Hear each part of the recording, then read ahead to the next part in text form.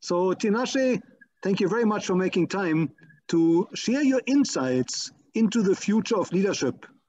But before we walk into the future, can you tell us a little bit about your own background?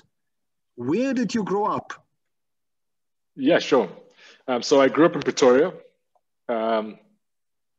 and spent most of my childhood in the northern part of Pretoria. Went to school here. I'm actually in Pretoria right now, funny enough, but I went to school here, even university here, before I then moved to Johannesburg to start my career. And tell us, what was your dream career when you grew up? It's a good question. I think it changed a few times during my childhood. So at some point, I really wanted to really be focused on computers and building computers, and I found computer engineering quite fascinating. So I became obsessed with computers at a very young age. In fact, I remember the first computer my mother ever bought me was a Pentium 133 megahertz processor, which was just a game changer for me. But I went through that phase of really wanting to lean into that. And I used to try code in Turbo Pascal, to then eventually thinking I was going to be a music producer. So I also had a massive love for music. And then I landed up on doing the sensible thing, which was to study finance. So you can tell I went from computers to music to finance, all very different, unrelated things. But I think they've all influenced me in different ways. And tell us, who inspired you in your early days? Yeah, that's also a good question. I guess, again, because of the diversity of aspirations that I had, I was inspired by different folks. So musically, I think there are a few music producers that I looked up to as far as like what they were able to do. And I think I'm still fascinated by what several of them have been able to do in different genres. But I think more recently, obviously, I've focused on technology entrepreneurs that I have a great deal of admiration for. So Reed Hastings from Netflix, and I think his leadership philosophies resonates. He has a very different way of thinking about leadership. So, but we're quite deeply inspired by the way he's approached building Netflix. Brian Chesky, founder of Airbnb, I think also quite considered, design-centric, customer-centric, and really obsessed about first principles. So I think a combination of folks like that, and obviously locally as well. I was fortunate to have mentors that were trailblazers in their own right. So, for example, Sizwe Nxasana, who was at the time the first Black banking CEO in South Africa. And kind of charted a new path there. Themba Baloyi, also well-established executive in the insurance industry. So a few different folks that I think have all contributed. I like to say I'm carrying a bag of sand, and everyone's put a few grains of sand into my bag to allow me to be the person that I am today. So many folks in different spheres, even athletes as well, that I'm inspired by. And tell us, Tinashe, looking back over your career, what was a major turning point where things could have gone different? Yeah, that's also an interesting one. I feel like I've been consistently met with a series of crossroads throughout my career. So it's difficult to point at one crossroad that was, the sort of inflection point.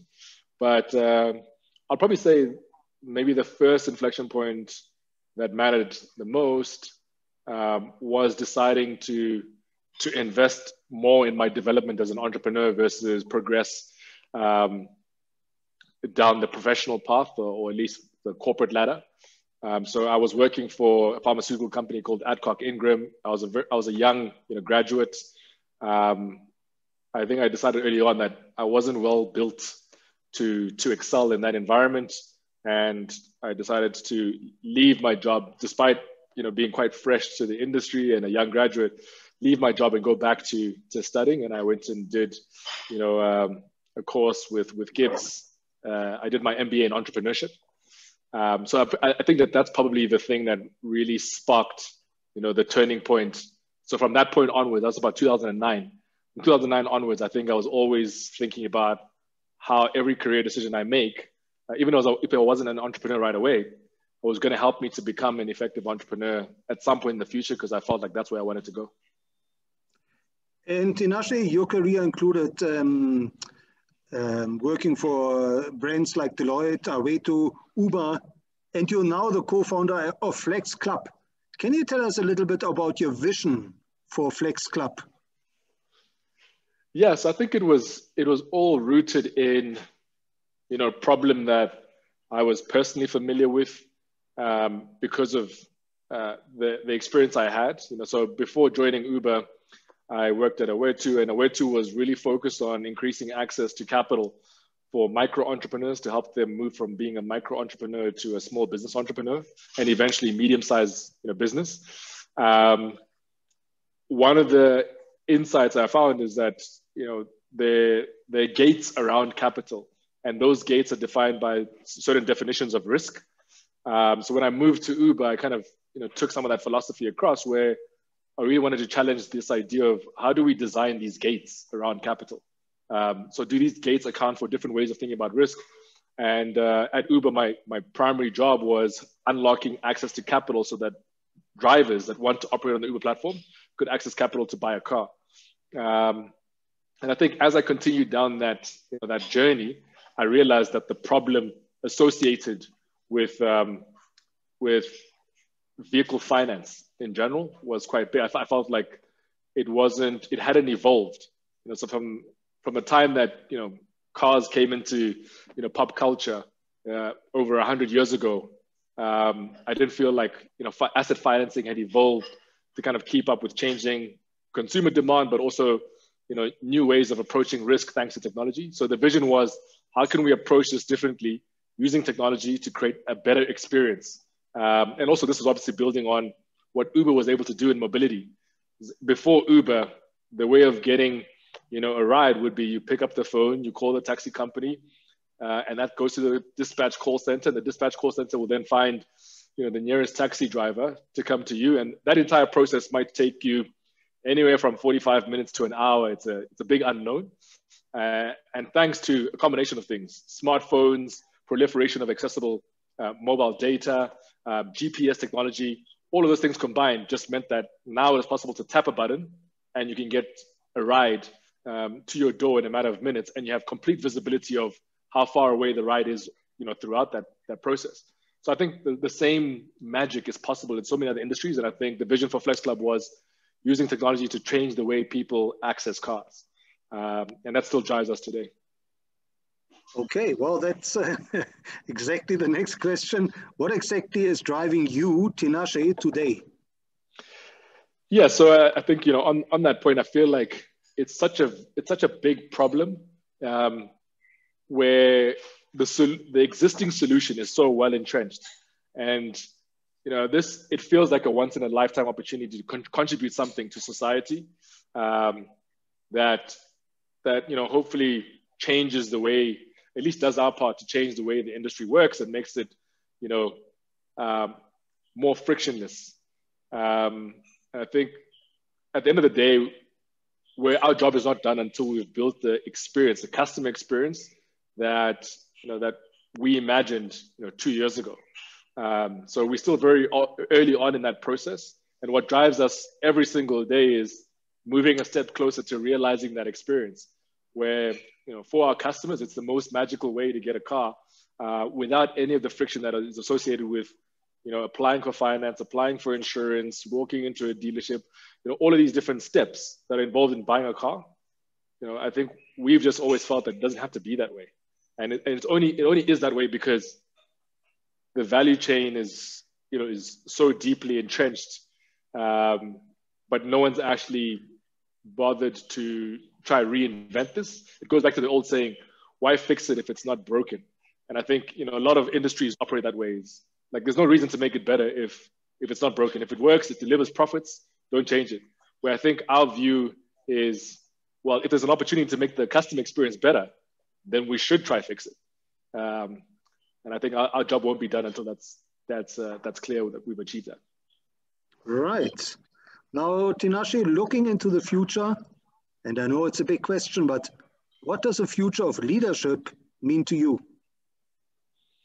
Yeah, it is a very, very big question. I mean, I'm always hesitant to comment on, sort of, the broad ideas. I can typically talk to like what I see as far as it relates to my personal journey. So, the future of my leadership and how I imagine that translates into the future of how other leaders who want to approach their development is, really prioritizing their role as a catalyst for talent. So I think what I see now, at least, in the last year, what I see now as a top priority is investing in the folks around us, the team that's around us. I'm not speaking just for myself, but for the other leaders that are in FlexClub, and how we want to continue investing in that talent. This top-down approach to leadership is going to shift more and more, which is why I kind of point to, someone like Reed Hastings. Reed Hastings actually says that he's been consciously, as a leader, consciously trying to build an organization that allows him to make less decisions every quarter. That's counterintuitive. That's not what we're taught in business school. It's not what we're taught. In fact, most people assume that leadership is, I increase my scope so I make more decisions and I have more power, more influence, versus making less decisions and empowering others. And I feel like more and more leaders will start to realize that there's a compounding benefit of empowering others versus, building your own power scope. And Tinashe, you mentioned your own leadership journey. What is it that you've learned from your own journey that you would consider most important for building and empowering future leaders? I think for my own journey, the biggest thing I've learned is the importance of, stepping away. And I think, especially in the startup, there's a lot of pressure to own, a lot, where you feel like you're sort of this, central point for all decision making. The biggest thing I've learned is the power of stepping away, or rather getting out of the way. Also, an idea that's well established from some technology leaders. This idea of hiring people that are smarter than you and getting out of their way.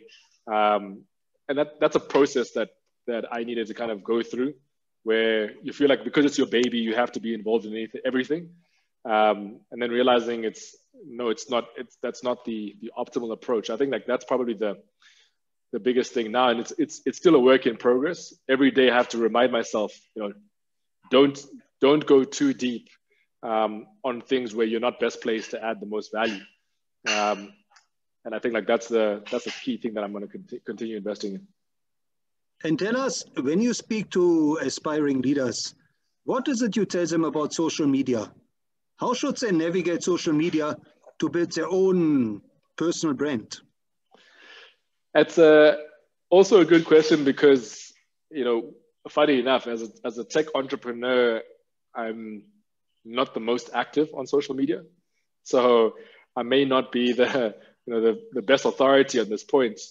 But I think ultimately, even before the era of social media, leaders had different platforms that they could use for storytelling, to kind of, embolden the narrative that underpins their product or their business. And social media is just a more powerful sort of platform to do that. And, how I've thought about it, just because I'm typically most active on, a platform like LinkedIn, is just ensuring we're building, or I'm building a brand that allows me to become a trusted voice in the industry that I want to be a part of. So in mobility, in the automotive space, in technology, or in this, startup ecosystem. So I think the key thing is just making sure I have, valuable content to add to the discourse that surrounds, the automotive industry, mobility, etc.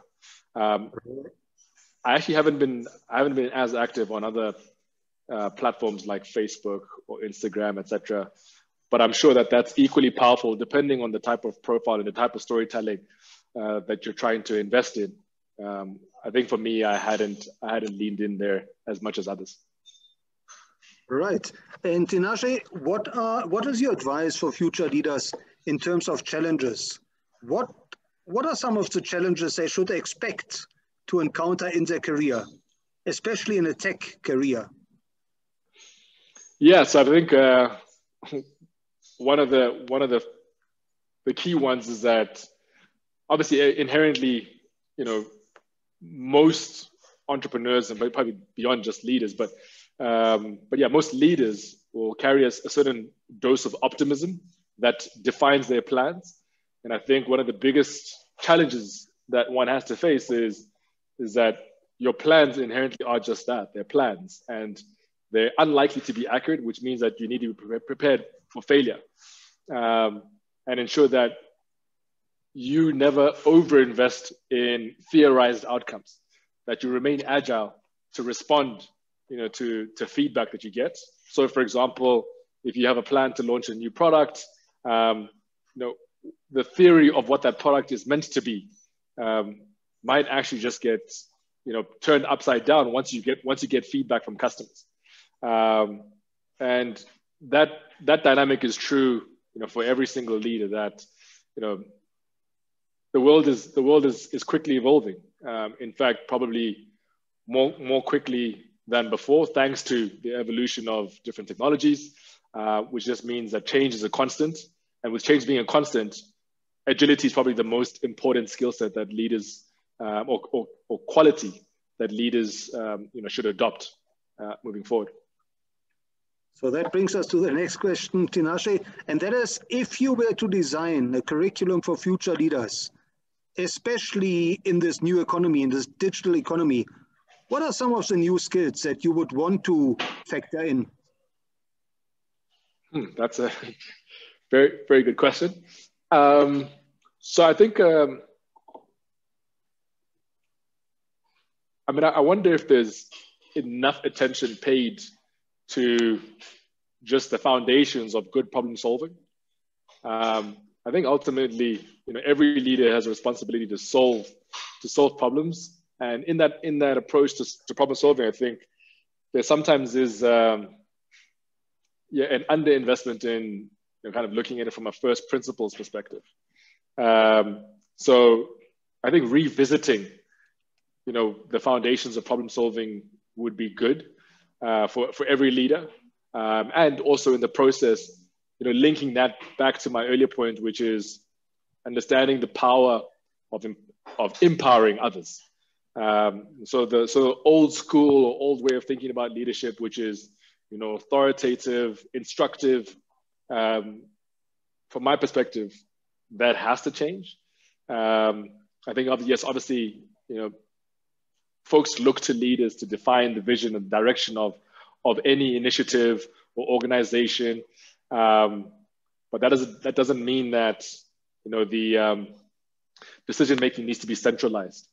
So I think teaching the idea of decentralized decision making, or at least the power of it. Obviously there's some decisions that need to be made at a certain level, because the consequences, basically there are strong consequences of the decision, and sometimes irreversible consequences.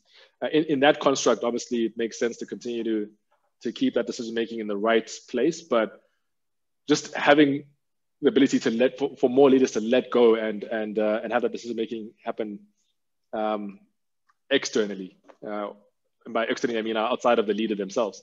That's probably a new skill set that might not be part of the way we're taught about leadership traditionally. Right. And Tinashe, as a mentor to future leaders, can you maybe share a success story from your, it could be from your business or from your life, where you mentored an upcoming leader and that person took your advice to heart?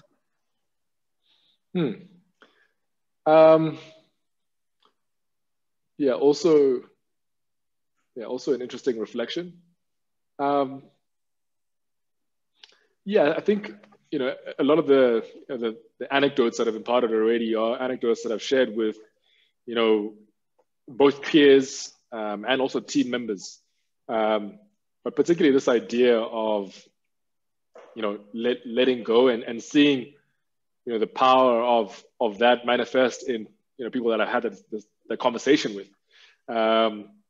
It's an interesting one where you basically see people access greater leverage in their own strategic thinking, because obviously the natural intuition for most people is to invest more in making decisions versus kind of taking a step back and letting others take control. But once you do that, it also unlocks space for you to invest the time in other areas where you can be more impactful. And I think I've seen great examples of people stepping back and investing their time elsewhere to drive greater impact, whether it's in their own businesses or whether it's in their actual work as a team member. I think that's probably the closest I can think of to a story. It's not incredibly specific, but hopefully demonstrates the point. It certainly does. Thank you. And tell us, Tinashe, you mentioned a couple of your own mentors. You mentioned the likes of Themba Baloy and Siswe Kasana. Are there any other role models of leadership that you encountered in your career that you would recommend future leaders should study and learn from?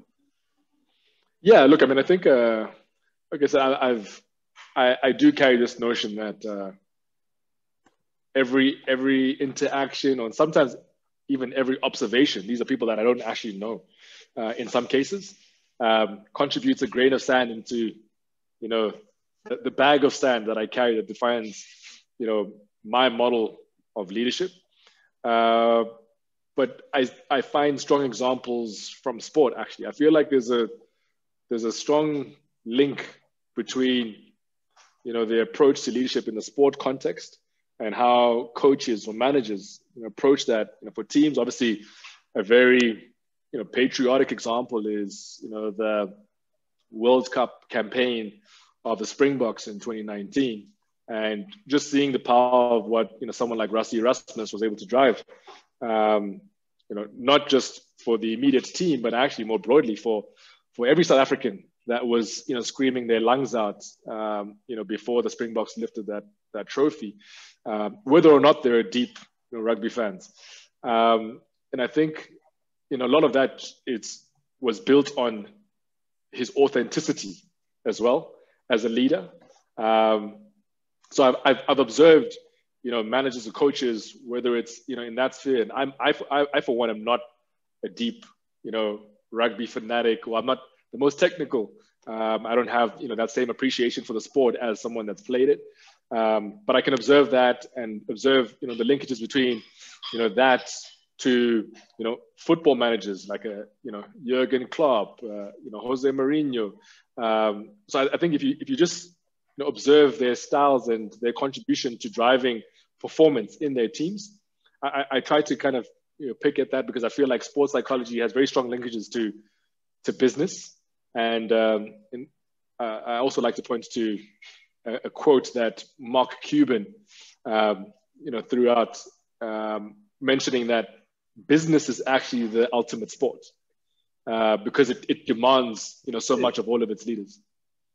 Okay, yeah, I guess that's where I try to kind of draw the linkages. Great. And so, Tinashe, how can our listeners connect with you, and where should they follow you? Yes, I mean, LinkedIn is actually a good place. That's where I'm most active. So I tend to be reasonably responsive on LinkedIn. Yeah, that's probably the best place to connect. And obviously, if they want to engage with our company and brand more broadly, they're welcome to visit joinflexclub.com.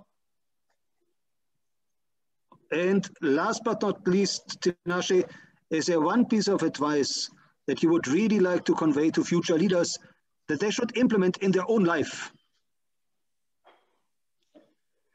Yeah, I think, for me, what I found incredibly powerful is investing more time in listening. I think the temptation for all leaders is to be instructive, and inherently just means that you're the one, kind of throwing out directions where I found it incredibly insightful to listen to different members of our team and understand different perspectives. I'm not sure that that's prioritized as much as it should be by all leaders. In fact, I feel like it enables much more impactful decision making when you've taken into account different opinions. So I tend to spend a bit more time listening to different voices, whether in the team or externally, even the voices of the critics. I actually savor the idea of hearing the criticisms, to our product, to our business, or maybe even to myself. And I feel like that's an incredibly powerful approach that any leader can take in improving the quality of their leadership. Well, Tinashe, thank you so much for sharing your insights and your wisdom into the future of leadership and reminding us that listening to our critics many times is a key success factor. Yeah, I mean, I think that's right. I guess the counter to that is not to get bogged down by the critics. I think it's useful to understand, but I definitely don't spend all my time reading the negative comments, because we also, as leaders, we're just human, and we need to make sure we keep a healthy dose of optimism and make sure that we find ways to refuel our optimism as we continue to guide our teams moving forward. So yeah, I guess it's finding that balance of not over-investing in negative voices, but understanding their perspectives, and then obviously using that to chart your own positive path.